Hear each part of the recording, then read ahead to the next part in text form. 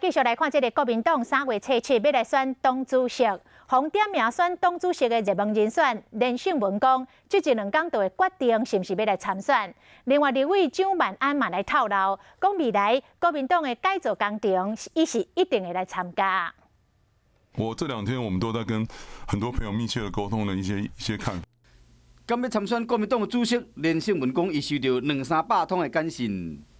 没有家人会希望自己心爱的人在这个时候去跳这个火坑。我说，不管是谁出来，对不对？其他人一定都要努力支持。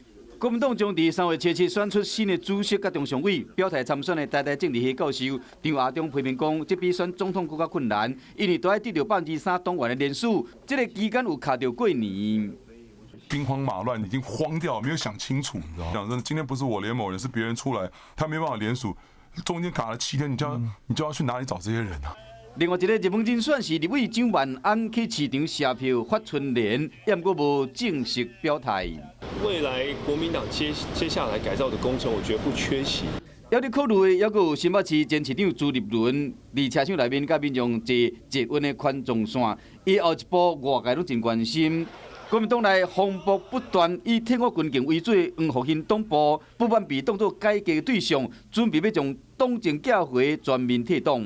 当然是很大的，这个万万不可啊！歧视性的论调会不会伤害到这一批人？2017年国民党党主席选举的时，27万党员票内面，黄复兴的选票就占1/3，一旦大规模退出，党内势力嘛会对你重新洗牌。